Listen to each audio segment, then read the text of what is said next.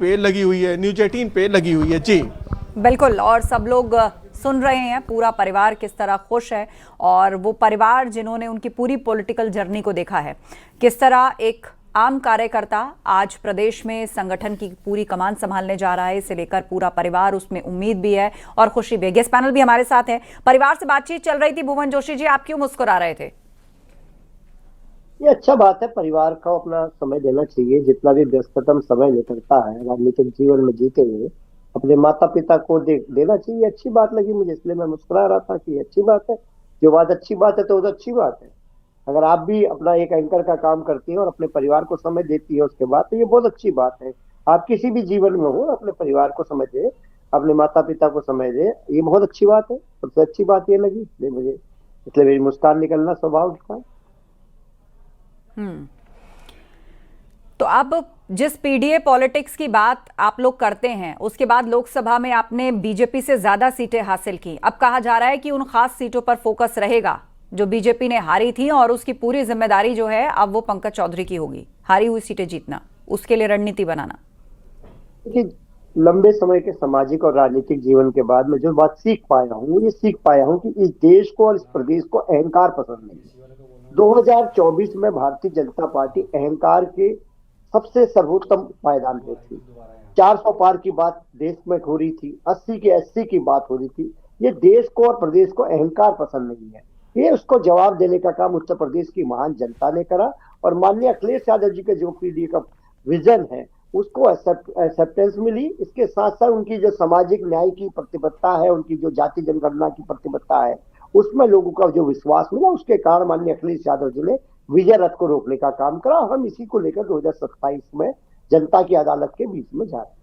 जी, मनीष शुक्ला जी, आमतौर पर जो देखा गया है कि प्रदेश के मुख्यमंत्री जिस क्षेत्र से आते हैं, संगठन के मुखिया दूसरे क्षेत्र से आते हैं। सबसे बड़ा सूबा है उत्तर प्रदेश का। आप देखिए, जो भूपेंद्र चौधरी थे वो पश्चिमी उत्तर प्रदेश से खासतौर पर उनको रखा गया था, क्योंकि चुनाव के आसपास पश्चिमी यूपी का जो प्रभाव था या जो वहां सवाल उठ रहे थे, उस पर संदेश देने के लिए इस पर काम किया गया। लेकिन अब संगठन के मुखिया और सूबे के मुख्यमंत्री दोनों ही एक क्षेत्र से आते हैं। देखिए आस्था जी, सबसे महत्वपूर्ण होता है कि राजनीतिक क्षेत्र में कि आने वाले चुनाव में कौन है जिसके नेतृत्व में पार्टी चुनाव में जाए। भूपेंद्र चौधरी जी पश्चिम से आते थे, उसके पहले आदरणीय स्वतंत्र जी थे, वो बुंदेलखंड से आते थे, उसके पहले महेंद्रनाथ पांडे जी थे, चंदौली और काशी से आते थे। तो देखिए, महत्वपूर्ण यह है कि किसके नेतृत्व में पार्टी चुनाव में जाना चाहती है। अच्छा, हमारे यहाँ चूँकि चुनाव होता है तो चुनाव के दौरान जो भी सामने आता है, चूँकि अब नॉमिनेशन उनका एकांकी हुआ है, अकेले हुआ है, तो अब एक औपचारिकता बची है घोषणा की। तो भारतीय जनता पार्टी 27 में 2017 दोहराए, पंचायत के चुनाव में 100% सीटें जीते। इसके लिए आदरणीय पंकज चौधरी जी के नेतृत्व में पार्टी के कार्यकर्ता, सभी पदाधिकारी लगेंगे और उस परिणाम को प्राप्त करके केंद्रीय नेतृत्व के विश्वास को मजबूत करेंगे। सबसे महत्वपूर्ण यही था कि उत्तर प्रदेश की जो गाड़ी विकास के पथ पर चल रही है, जिस तरीके से कानून का शासन स्थापित हुआ है, गांव गरीब किसान तक गरीबोन्मुखी योजनाएं पहुंची हैं, वो निरंतर जारी रहे। इसके लिए 27 के चुनाव में हमको एक बड़ी जीत की आवश्यकता है और पंकज चौधरी के नेतृत्व में वो जीत भारतीय जनता पार्टी प्राप्त करेगी। ठीक है, एक बार फिर से महाराजगंज का रुख करेंगे। हमारे सहयोगी आशीष हमारे साथ जुड़े हुए हैं महाराजगंज, जहां से 7 बार सांसद रहे पंकज चौधरी और यहां पर उनका आवास भी है। जी आशीष, क्या तस्वीरें वहां पे मिल रही हैं? देखिए, आपको बता दें कि मैंने पहली बार कहा है, जो पंकज चौधरी की छवि थी वो सरल रही है, और राजनीति में जो छवि रहती है वही मायने रखती है और वही आपको राजनीतिक रसूख पर बहुत ऊंचे ले जाती है। पंकज चौधरी की छवि की अगर बात करें तो लगातार यही उनका आवास है, और इस आवास पर जब भी वो दिल्ली से आते हैं तो एक सामान्य दरबार लगता है, जनता दर्शन होता है, और हर व्यक्ति से, कोई छोटा हो या कोई बड़ा हो, सबसे मिलते हैं। और उनकी सरलता क्या ही देन है कि 1991 से अब तक राजनीति में सक्रिय भूमिका में है और 7 बार महाराजगंज की रहनुमाई कर चुके हैं। यही वजह है कि अब उनको इतना बड़ा पद से नवाजा गया है। हमारे साथ कुछ कार्यकर्ता हैं जो पटाखे फोड़ रहे थे, मिठाइयां बांट रहे थे। क्या कहना है और कितना उत्साह है, उनसे हम खुद बात करने की कोशिश करेंगे। कितना उत्साह है आज? बहुत उत्साह है। ये हम लोग के लिए एक इतिहास में लिखा जाएगा। ये इतिहास ऐसा उत्साह है कि महाराजगंज जैसे तराई क्षेत्र में केंद्रीय वित्त राज्य मंत्री तो है ही, पूरे देश विदेश में नाम है। अब ये भाजपा ने जो बड़ी जिम्मेदारी दी है, उनके कार्य के आधार पे ही जिम्मेदारी दी है।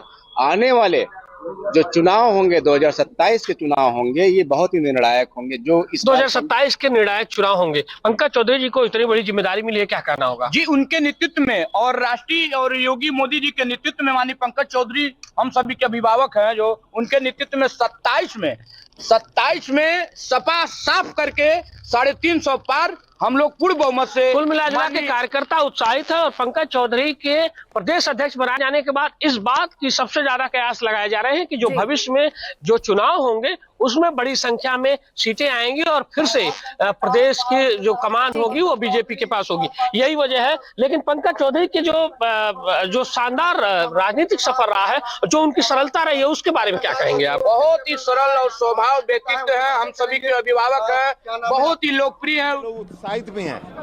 और एक नामांकन हुआ है माननीय पंकज चौधरी जी का, और वह सिंगल ही नाम हुआ है। अब पर्चा उर्चा जांच कर रहे हैं लोग और घोषणा कल करेंगे। तो मतलब पंकज जी का कोई कंफर्म है, ये कहा जाए? लगभग एक ही नाम है, तो लगभग लेकिन घोषणा कल करेंगे। तो स्वतंत्र देव सिंह को आप सुन रहे थे, उन्होंने उस बात की पुष्टि कर दी जो हम आपको बता रहे हैं कि कल औपचारिक प्रक्रिया के तहत जो है वो नाम का ऐलान होगा। नॉमिनेशन फाइल हो चुका है, एक ही नॉमिनेशन पंकज चौधरी का फाइल हुआ है, उसके बाद उसकी स्क्रूटनी होती है और फिर कल औपचारिक ऐलान कर दिया जाएगा। प्रभात त्रिपाठी जी वरिष्ठ पत्रकार हमारे बीच में। प्रभात जी, अब मुझे लगता है कि तय तो हो ही गया है, अब यहाँ से आगे बात करनी चाहिए। क्या चुनौतियां आप पंकज चौधरी के लिए यहाँ से आगे आप देख रहे हैं? नहीं, देखिए आस्था जी, सरकार और संगठन के दोनों कप्तान पूर्वांचल से हैं। बिल्कुल घर है।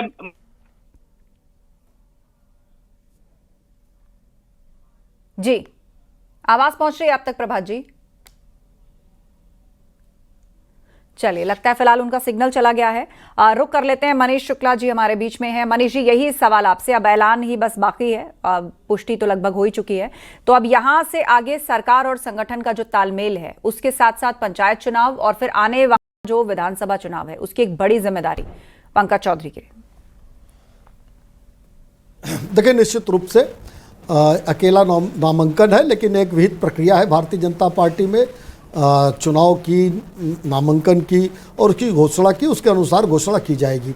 लेकिन देखिए, पंकज जी 7 बार से सांसद रहे हैं, एक लंबा उनका राजनीतिक जीवन है, विनम्र हैं और सहज हैं, सबसे मिलते जुलते हैं। और राजनीति में यही गुण सबसे महत्वपूर्ण होते हैं, कार्यकर्ताओं से मिलना जुलना, उनसे संपर्क संवाद रखना और संगठन के लिए पूरा अपना प्राणपण झोंक देना। और देखिए, भारतीय जनता पार्टी ने चुनौती के रूप में लिया है कि 2017 में हमारी जितनी सीटें थी उससे ज़्यादा सीटें जीतना है 27 में। इसके लिए हम काम कर रहे हैं। और पंचायत का चुनाव, चूँकि पंचायत के चुनाव में जो लोकतंत्र की सबसे महत्वपूर्ण और सब शुरुआती सीढ़ी है, ग्राम प्रधान, ग्राम पंचायत के सदस्य, जिला पंचायत सदस्य और बीडीसी के सदस्य, ब्लॉक प्रमुख, जिला पंचायत अध्यक्ष, उनका चुनाव होता है। और जो विकास होता है प्रदेश में, उसमें इन निकायों की बड़ी महत्वपूर्ण भूमिका होती है। इसलिए दोनों को दृष्टिगत करते हुए पूरे कार्यकर्ता इनके पीछे चलेंगे, लामबद्ध होकर चलेंगे। और जो पिछले हमारी सरकार की उपलब्धियां हैं, डबल इंजन की सरकार की उपलब्धियां, उनको जन जन तक पहुंचाएंगे। और पूरा भरोसा है केंद्रीय नेतृत्व को कि पंकज चौधरी के नेतृत्व में हम पुराना रिकॉर्ड तोड़ देंगे। प्रभात त्रिपाठी जी जुड़े हुए हैं हमारे साथ, क्या पीसीआर कंफर्म करिए? चलिए, फिलहाल उनका सिग्नल नहीं है, लेकिन जैसे ही वो पैच हो मुझे बताइएगा। भुवन जोशी जी हमारे बीच में है, प्रवक्ता समाजवादी पार्टी। भुवन जोशी जी, अब बीजेपी का पूरी तरीके से फोकस पंचायत चुनाव पर है और उसके बाद 2027 का इलेक्शन। आप लोग लोकसभा में मिली जीत से उत्साहित हैं, आप लगातार ये कह रहे हैं और मानकर चल रहे हैं कि भाई इस बार 27 में आप लोगों की सरकार आने जा रही है। लेकिन बीजेपी की भी जो रणनीति है, आप देखिए कि ऐसे ऐसे प्रदेश जहां पर लोग कहते थे कि भाई एंटी इनकम्बेंसी होगी, इतना साल हो गया, ऐसा नहीं वैसा होगा, चाहे आप मध्य प्रदेश उठाकर देखिए, आप गुजरात उठाकर देखिए, आप बिहार उठाकर देखिए, और यूपी में भी अब लगभग 10 साल हो जाएंगे भाजपा की सरकार को। आस्था जी, ऐसा है कि बिहार के चुनाव से हमारी पार्टी ने पूरा मंथन, और जो एसआईआर में जो गड़बड़ बिहार में करने में ये लोग सक्सेस हुए, जो बहुत भारी संख्या में, लाखों की संख्या में जो वोट कटे हैं, वो उत्तर प्रदेश में ना हो, तो पीडीए प्रहरी के रूप में और माननीय अध्यक्ष जी ने प्रदेश के नेतृत्व के लोगों को और राष्ट्रीय नेतृत्व के लोगों को जिम्मेदारी दी है जिलों में जाने, उससे वहां का प्रभावित हुआ है। और मैं खुद 2 जिलों में माननीय राष्ट्रीय अध्यक्ष जी द्वारा भेजा गया, और वहां पर हमारा काम, जो पिछली तिथियां थी, वहां पर कम से कम 90% तक काम हम लोगों ने करने का काम करा।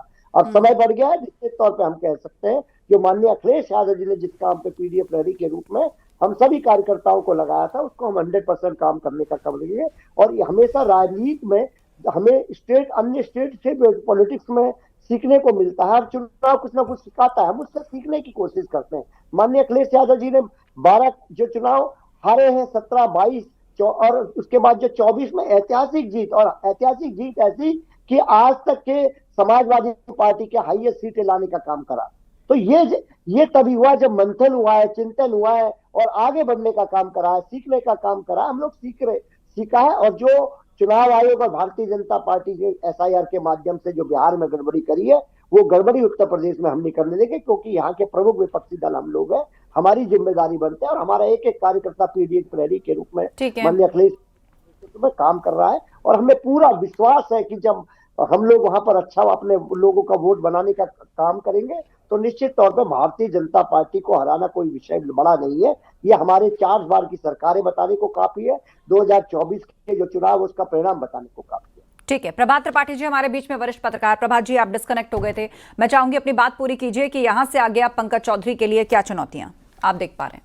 नहीं, देखिए, मैं ये कह रहा था आस्था जी कि सरल व्यक्तित्व के धनी है पंकज चौधरी, लेकिन बड़े कांटों का ताज है, क्योंकि उनको अपनी संगठन की जो टीम बनानी है। प्रवक्ता, अभी बहुत से प्रवक्ता हैं जो धरातल पे योगी आदित्यनाथ के काम को नहीं रख पाते हैं, उनको बदलना है, सरकार के साथ संगठन। और सबसे बड़ी चीज आस्था जी, मैं एक बात कहूंगा, आज तो भारतीय जनता पार्टी के लिए खुशी का दिन है कि उनको एक नया कप्तान पूर्वांचल का संगठन का मिल गया है। लेकिन कृपया 2027 के पहले जो योगी आदित्यनाथ ने जो काम किए हैं लगातार केंद्र। चलिए, लगता है फिर से सिग्नल चला गया है। और सरकार और संगठन के बीच सामंजस्य बनाना और केंद्र और राज्य सरकारों का गुड वर्क जन जन तक पहुंचाना, उसके लिए एक टीम तैयार करना, यह भी एक बड़ी चुनौती है। और हमारे सहयोगी भी हमारे साथ लगातार जुड़े हुए हैं। रामगोपाल हमारे साथ हैं गोरखपुर से, उनका रुख कर लेते हैं। रामगोपाल, गोरखपुर से किस तरह की प्रतिक्रियाएं मिल रही हैं? क्योंकि देखिए, यही जो सूबे के मुख्यमंत्री हैं उनका गढ़ है, और यहीं से अब संगठन के जो नए मुखिया हैं वो भी आते हैं। बिल्कुल, और गोरखपुर जो है अब भाजपा के दृष्टिकोण से अगर हम देखें तो सियासत का एक बड़ा केंद्र बन के उभरा है। चूंकि अभी तक जो भारतीय जनता पार्टी जब चुनाव जीत के आती है तो सत्ता की कमान योगी आदित्यनाथ के हाथों में देती है। अब उत्तर प्रदेश की कमान महाराजगंज के सांसद और जो गोरखपुर के मूल निवासी हैं पंकज चौधरी को देती है। इसी के साथ राष्ट्रीय महासचिव की जिम्मेदारी राधा मोहन दास अग्रवाल को दे रखी है। केंद्रीय राज्य मंत्री का जो बांसगांव, गोरखपुर जिले का ही एक और संसदीय सीट है बांसगांव, वहां से कमलेश पासवान, जो सुरक्षित सीट है, कमलेश पासवान को केंद्रीय मंत्री बना रखी है। और इसी के साथ एक राज्यसभा सांसद दे रखी है वो संगीता यादव को, जो चौरी चौरा से विधायक हुआ करती थी। इस बार टिकट जब भाजपा ने काटा तो उनको राज्यसभा भेज दिया, और इस वक्त महिला मोर्चा में वो कई बड़े पदों पे काम कर रही हैं। हिमाचल प्रदेश के जो राज्यपाल हैं शिव प्रताप शुक्ला, वो भी गोरखपुर। तो एक तरीके से जो गोरखपुर है वो बड़े केंद्र के रूप में भारतीय जनता पार्टी ने इसको उभारा है। और आज भारतीय जनता पार्टी के कई कद्दावर नेता यहाँ पे हैं। सबसे जो बड़ी बात है पंकज चौधरी को यहाँ से लाने की, पंकज चौधरी को प्रदेश अध्यक्ष बनाने की, तो भारतीय जनता पार्टी की एक सोची समझी चाल के तहत वो पंकज चौधरी को ये कमान दी है। क्योंकि 2013 के पहले जो पूर्वांचल का यह हिस्सा है, चाहे वो काशी क्षेत्र हो, चाहे गोरखपुर वाला क्षेत्र हो, ये भारतीय जनता पार्टी के लिए बेहद कमजोर हुआ करता था। जब जब विपक्ष की सरकारें बनी, भारतीय जनता पार्टी को छोड़ के जब जब सरकारें बनी, तो वो इसी पूर्वांचल से जीत गई और यहीं से मजबूत गढ़ के रूप में रही, चाहे वो समाजवादी पार्टी की सरकार रही हो या फिर बसपा की सरकार रही हो। लेकिन 2013 में जब नरेंद्र मोदी को प्रधानमंत्री पद का प्रत्याशी बनाया जाता है और उनको काशी से चुनाव लड़ाया जाता है, तो एक जो विपक्ष का कभी गढ़ हुआ करता था, वहां पे विपक्ष पूरी तरीके से साफ हो जाता है और पूर्वांचल में भारतीय जनता पार्टी का कब्जा हो जाता है। और वो कब्जा 2014, 2017, 2019, 2022 तक बरकरार रहता है। लेकिन 2024 के चुनावों में थोड़ा सा झटका भारतीय जनता पार्टी को लगता है और उसमें से खास करके जो पटेल मतदाता हैं, कुर्मी मतदाता हैं, और वो थोड़े से भारतीय जनता पार्टी से पूर्वांचल से छिटकते हैं, जिसका नतीजा ये होता है कि भारतीय जनता पार्टी 2024 के कई लोकसभा चुनाव जितना वो अपेक्षित थे उतना वो जीत नहीं पाती है। जिसके बाद भारतीय जनता पार्टी का जो थिंक टैंक होता है वो अपने इस गढ़ को, पूर्वांचल को और मजबूत करने पे फोकस करता है और उसी कड़ी में पंकज चौधरी को अब प्रदेश अध्यक्ष बना दिया जाता है। भले ही कहा जा रहा है कि दोनों पूर्वांचल से हैं, दोनों सरकार के मुखिया और संगठन के मुखिया एक ही जिले से हैं, लेकिन स्थिति यह है कि अब पंकज चौधरी के प्रदेश अध्यक्ष बन जाने के बाद से जो ओबीसी मतदाता है, ओबीसी मतदाता उनके साथ जुड़ेगा। साथ ही जो सबसे बड़ी ओबीसी में भी गैर यादवों के बाद जो सबसे बड़ा मतदाता वर्ग है, कुर्मी वर्ग, वो अब भारतीय जनता पार्टी के साथ सहजता से जुड़ेगा। और जो 2027 यही रणनीति बीजेपी की अब देखना होगा कि अब जब अध्यक्ष पद पर काबिज होंगे पंकज चौधरी, उसके बाद आगे इन चुनौतियों से किस प्रकार निपटते हैं। आप सभी का धन्यवाद इस चर्चा में शामिल होने के लिए।